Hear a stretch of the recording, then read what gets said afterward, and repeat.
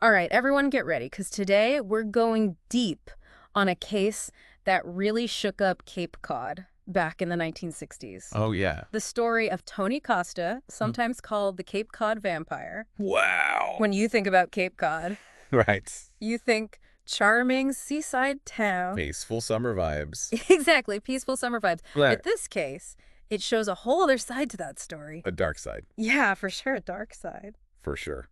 So we're using excerpts from Costa's Wikipedia page. Okay. And some online articles to help us out today. And Right. trust me, you won't believe some of the stuff we found. Oh, I'm sure. We're talking like dismembered bodies, a secret marijuana garden. No way.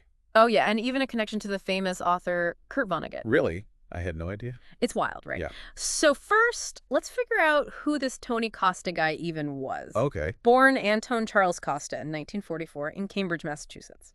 And it seems like Trouble found him early. trouble found him young, Yeah. Like, even as a teenager, he was already charged with burglary and assault at 17. 17. Wow. Yeah, think about that. Breaking into a house, attacking a young girl. That's scary. I know, it's disturbing. It is. It really makes you think. Oh, what could been? I know, right? Like, what if someone had stepped in early? Right. But anyway, Let's move on. let's move on to his adult life. Okay. He got married, Okay. had kids, but the marriage fell apart.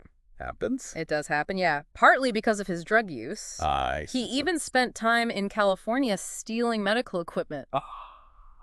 I know, right? Yeah. Before coming back to Massachusetts in 1968. Okay. And that's when things get really dark. Okay. February 1969. Right. The police are looking for these two missing women, Okay. Patricia Walsh and Marianne Wysocki. Hmm. They find Walsh's van, Okay. and it leads them to something horrifying. What's that? The remains of not 2, but 4 women. Oh, my God. It's really gruesome, I'll warn you. But I'm sure you're curious. Yeah. Yeah. So the first victim, Susan Perry, missing since the previous September, Right. her body, cut into 8 pieces. 8 pieces. That's awful. I know, it's brutal. Really brutal. And then there's Marianne Wysocki, one of the women they were initially looking for. Right. Her body parts were scattered. Oh, no. Yeah, it's rough. That's terrible. And Patricia Walsh, the other woman they were looking for, Yes. she was dismembered too. And as if that wasn't bad enough, beneath those 3, they found Sydney Monzon. Wow. And to make matters worse, all 4 victims showed signs of necrophilia. Oh, that's just I know. horrible. It's awful. This wasn't just some crime of passion, Oh, This yeah? was calculated, depraved. It really is. It shattered that community sense of safety completely. Fight back. So the police, they quickly focus on Tony Costa. Makes sense. He knew all 4 women, Okay. and they all disappeared right around when he came back to Truro. Right. Like, the timing's just too suspicious. Yeah. And get this. They found his fingerprints. Oh, really? Yeah, on Walsh's Volkswagen van manual. So not the smartest criminal? Not at all, no. No. But there's another thing. What's that? Costa grew marijuana in the woods. Oh, interesting. Right. I'm Yeah. wondering if that's just a coincidence or what. Yeah, it could be related. Like, did he use it to lure the women in? Possibly. Or maybe it was about controlling his territory. That's a good point. It's hard to say for sure, but it adds another layer to this whole thing. It does. Complicated case. And this is where things get even crazier. Okay. The district attorney at the time, Edmund Dinas, All right. he holds his press conference. And, well, he really went for the shock value. What do you mean? He made all these claims about the murders, really shocking stuff, Like what? things that turn out to be completely false later. Oh, wow. Yeah, he said the victims' hearts were removed. No way. Yeah, that they were dismembered at every joint, even that there were tooth marks on the bodies. Really? That's unbelievable. It's wild, right? And Yeah. it's amazing how these kinds of claims, they can really spiral. Yeah, and affect how people see the case. Yeah, Dinas practically turned these awful murders into, like, a spectacle. Wow. I know, it's crazy, right? But wait, there's another twist? Another one. Oh, yeah. What is it? It involves the famous author, Kurt Vonnegut. Kurt Vonnegut. Yep. The Slaughterhouse-Five guy. That's the one I know. How does he fit into all this? Yeah, it is a bit strange. Right. But it turns out Vonnegut's daughter, Edith, had actually met Costa. Really? Yeah, and Vonnegut himself got really fascinated by the case. Wow. He even wrote about Costa in Life magazine. Wow. In Life magazine. Yeah, he compared him to Jack the Ripper. That's incredible. What do you think drew him to this?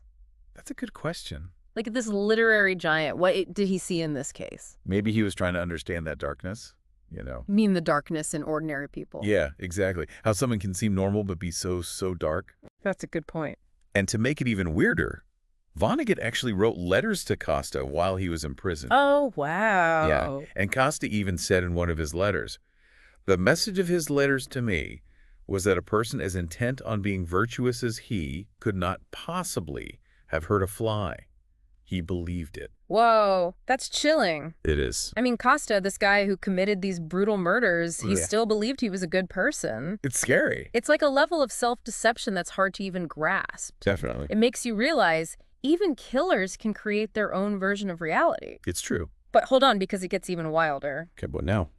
For a while, Costa was a suspect in the deaths of 16 women. 16 women. Yeah, on the West Coast. On the West Coast. Yeah. No. It shows how much fear he generated, you know? I can imagine. Back then, they didn't have DNA testing like we do now. Right. So investigators had to rely on what they could see, what people said. Yeah, the old-fashioned way. Exactly. So with Costa, they looked into his cross-country travels. Okay, his history of violence, and he just fit the profile for a lot of unsolved cases. Right. They even thought he might be the Zodiac killer.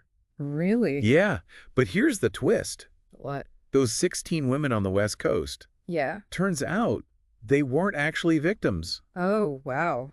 Yeah, the two hitchhikers he picked up, Bonnie Williams and Diane Federoff, they were found alive. So they were okay. Yeah, and his girlfriend from San Francisco, Barbara Spalding, she turned up too. Wow. That's a relief. Right. So it seems like it was all a case of mistaken identity. Wow. A big misunderstanding. I know, a lot of unfortunate coincidences. Yeah, and a lot of fear. For sure. Fear driving everything. It happens. It does. It makes you wonder, though. About what? What if those women hadn't been found? Yeah. What would happen to Costa then? Exactly. Would he have been charged for crimes he didn't commit? That's a scary thought. It is. But anyway, let's get back to the crimes he was actually convicted of. Okay, so what happened? June 1969, he's formally charged with murder. Right. May 1970, he's found guilty of killing Marianne Wysocki and Patricia Walsh. Wow. And he gets a life sentence. Life sentence, huh? But he wouldn't serve it all. Why not? May 12, 1974, just 4 years later, Yeah. Tony Costa dies in his cell. In his cell. Yeah, officially ruled a suicide by hanging. Suicide. You think so? Well, with a case this big, there are always rumors, right? I guess so. Some think he was murdered, maybe by other inmates or even the guards. Wow, that's dark. Prison's a tough place, especially for someone like Costa. Yeah, I bet he made enemies. No doubt. But here's the thing.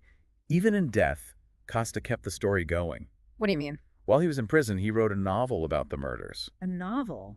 Yeah, called Resurrection. Never published, though. Huh, interesting. It gives us a glimpse into his mind, you know? How so? He tries to explain his actions, maybe even manipulate how people saw him. I see, so what'd he say? In his version, he and a friend were on LSD and deloaded with Walsh and Wysocki. Okay. And supposedly, the friend shot both women. Shot them. Yeah, then Costa claimed he killed Wysocki with a knife. But she was already shot. That's what he said. Claimed it was mercy because she was still alive. So he's trying to make himself look better. Exactly, like some kind of tragic hero. Trying to justify it all. Yeah, he even said the other two victims, Susan Perry and Sidney Monzon, died of drug overdoses. Overdoses. And that his friend dismembered all the bodies. So he's blaming everything on the friend. Basically, yeah, it's classic, you know? Yeah. The killer shifting the blame. Trying to downplay their role. Exactly, but it makes you think, how much of it is true? That's the question, isn't it? Right. Was he just desperate, trying to save himself? Or was there some truth to his story? We may never know for sure. It's a mystery. It is Fascinating, though. It is fascinating, right? Even decades later, this case still grabs people. Yeah, it's hard to let go of. There's this book, In His Garden, The Anatomy of a Murderer, by Leo D'Amour. In His Garden. That's a good title. Right. And then there's The Babysitter, My Summers with a Serial Killer, by Liza Rodman. Wait, The Babysitter? Yeah. What's that about? Get this, she was babysat by Costa as a child. No way, really? Yeah, it's crazy, right? That's unbelievable. And of course, there's an episode of the show Born to Kill about the case. Of course. It's like Tony Costa's story, it just won't go away. Captivating, I guess. It is. It's like it speaks to something deep inside us. About the darkness in the world. Yeah. How evil can hide even in the most beautiful places. It's a scary thought. It is. It really makes you think It does. about the nature of good and evil, you know? Yeah, and how we deal with it all. This case, it really left a mark on Cape Cod. Oh, absolutely. This tight-knit community, so shaken. Yeah, imagine living in such a beautiful place. Right. Peaceful and Oh, and then this brutal, brutal crime. it's like their sense of security just shattered. Completely. And the way the victims were, Dismembered. dismembered. Yeah, some of the remains scattered. It's like he was trying to erase them. That's a chilling thought. It is. And then you add in all the rumors, the false claims. Right. From the DA. It's no wonder everyone was so scared. Fear and paranoia, yeah. It shows how misinformation can make a bad situation so much worse. It amplifies everything. Exactly. It feeds into our deepest fears. And the media, they didn't help. Yeah. Sensationalizing everything. It's like they couldn't resist. The recipe for anxiety.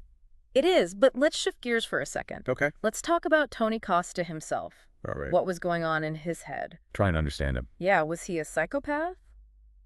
Or something else? Like a puzzle? It is, right?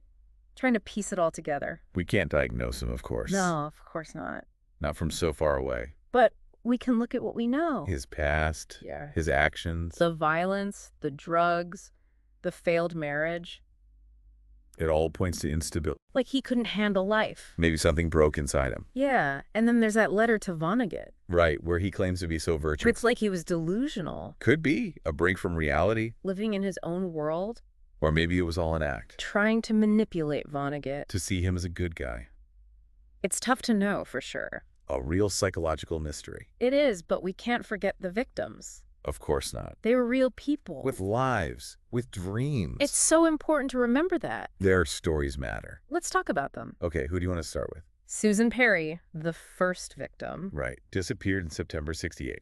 What do we know about her? She was young, only 23. So young. A teacher at Provincetown High School. A teacher. Yeah, people said she was kind, a free spirit. It's just heartbreaking. To think of what she lost. What could have been? It shows the ripple effect of these crimes. It goes beyond the victims themselves. Affects everyone. Okay, what about Marianne Wysocki? Disappeared at 24, a freelance writer. A writer. Yeah, she'd moved to Provincetown from New York City, Looking for peace, maybe? drawn to the beauty of Cape Cod. And then this happened. It's a reminder that evil can be anywhere. Even in paradise. It can. Patricia Walsh, she was 23 too, right? Yeah, working as a waitress. What about her? People remembered her laugh, her smile. Just full of life. It's so sad. It is. And then Sydney Monson, the youngest, Only 19. just graduated high school, Wow, just starting out. working at a restaurant. Their lives just cut short. All because of Tony Costa. We have to remember them. As individuals. Not just names on a page. Exactly. They had hopes, they had dreams. Okay, let's go back to Costa's novel for a minute. Resurrection. Yeah, we talked about the content. The blame shifting. But what about the writing itself? Hard to say, it was never published. Right. But from what I've read, Yeah. it's a mix of fact and fiction. So he was creating his own story A fictionalized account. to fit his agenda. And remember, he wrote this in prison. Facing life behind bars. Maybe he was trying to make sense of it all, To justify what he did. at least to himself. Like rewriting history. To make himself the victim. It's a common theme, isn't it? In true crime, yeah. The killer as storyteller. Trying to control the narrative. Even after they're caught. Their stories stick with us. But we can't let their stories overshadow the victims. No, their stories matter more. Okay, let's talk about the media for a bit. All right. The DA's claims definitely had an impact. Pete did. But what about the media themselves? Well, back then it was different. No internet, no social media. People got their news from newspapers, TV, radio. So the press had a lot of power. They did, and they competed for attention. And a story like this. Gruesome.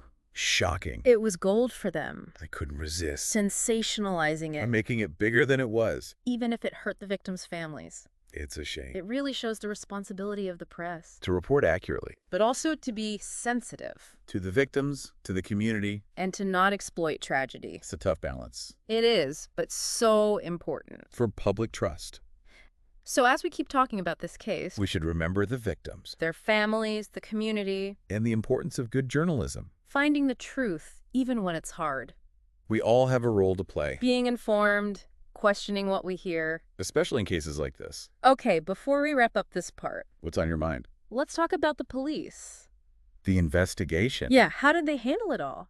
Well, this was the late 60s. Right. Technology wasn't what it is now. No DNA testing. They had to rely on witnesses, evidence. Old school detective work. Exactly. It was a different era. And in this case, there were challenges. Oh, yeah. The crime scenes were brutal. The scattered remains. Hard to piece it all together. And then the media frenzy. Adding to the pressure. It must have been intense. It was. That kind of pressure can affect things. Lead to mistakes, maybe? It can happen. So, did the police mess up? It's hard to say for sure. Right. Some people think they could have done more early on. With the missing persons reports? Yeah. Maybe there were signs they missed. Connections to Costa. Maybe. It's easy to say in hindsight. But it does make you wonder. If things could have been different. It shows how important it is to learn from the past. To improve, to be vigilant. To be aware. To report suspicious activity. It's a community effort. Okay, let's take a break from all this heaviness. Sounds good. Let's talk about why this case is still so fascinating. Cultural impact. Yeah, why it grabs people even after all this time. That's a great question. It's like we can't let go. There's something about true crime that draws us in. Okay, we're back, ready to finish up our deep dive into the Tony Costa case. Right. And before the break, we were talking about why this case still gets to people. Even after all these years. Yeah, like what is it about it that's so fascinating? You know, I think it speaks to something really basic about us. What do you mean? Our fascination with true crime. Oh, yeah. Like we're drawn to these dark stories. But why? Maybe it's a way to face the dark side of humanity. But from a safe distance. Exactly. We can explore that depravity. But actually experiencing it ourselves. Right. It's like looking into the abyss, but not falling in. I like that. That's a good way to put it. And with the Costa case, Yeah. you have this extra element, this contrast. Between Cape Cod and... The idyllic setting. Right. The beautiful beaches and then these horrible murders. That clash between light and darkness, it makes the story even stronger. It's like the beauty makes the horror even worse somehow. It's unsettling, for sure. And that reminds me of the title of that book, In His Garden. Oh, yeah. By Leo D'Amore. A garden, place of peace. And then the murders. It's so powerful, that contrast. It really captures the essence of the case, doesn't it? Like the darkness hidden beneath the surface. Like a beautiful flower with thorns, maybe. Yeah, and it makes you think about human nature. How we can be both good and bad. Like Tony Costa, he had a garden. But he was also a monster. That duality is what's so hard to understand. How can someone who seems normal Be capable of such awful things? It challenges everything we think we know about good and evil. But we have to remember, this isn't just some story. Right, these were real people. With real lives that were cut short. And families left behind to grieve. We can't forget that. And it's also important to remember What's that? that this case, like all true crime, Yeah. it's been told and retold. Shaped into different narratives. By the police, by Yeah. the media. By Costa himself, even. Like a tapestry with all these different threads. But sometimes those threads can distort the picture. So we have to be careful. As consumers of true crime. Yeah, to be aware of those different perspectives. To think critically about what we're hearing. And to form our own conclusion. Base evidence, right? Exactly. We're not just passive listeners. We have to be active to question things. That's how we get closer to the truth. And speaking of narratives... Costa's novel. Yeah, Resurrection. Where he tries to play the victim. Shifting the blame, making excuses. It happens all the time. Criminals trying to get sympathy. To make us see them as human. So how much of Costa's story do we believe? That's the million-dollar question, isn't it? Was he really just a victim of circumstance? Or was it all manipulation? Trying to save his reputation, even after death. It's impossible to know for sure. But it's worth thinking about. That even in the mind of a killer, there can be layers of deception. And maybe even some genuine self-delusion. Like they truly believe their own lies. It's scary, but it's part of understanding why people do these things. Well, that brings us to the end of our deep dive. Into the dark world of Tony Costa. It's been heavy, I have to admit. It's emotionally draining, for sure. And important. Yeah, to learn from these cases, to try to prevent them. And maybe even learn about ourselves along the way. To understand the human capacity for both good and evil. Well, I want to thank you for being here with me. It's been my pleasure. Your insights have been so helpful. I'm glad I could contribute. And to everyone listening, keep exploring this case. Read the books, do your own research, and come to your own conclusions. That's what the deep dive is all about. Sparking your curiosity, getting you thinking. And making you more informed. So until next time. Keep exploring, keep questioning. And keep searching for the truth. The world is full of amazing stories waiting to be discovered. So stay curious. And we'll see you on our next deep dive.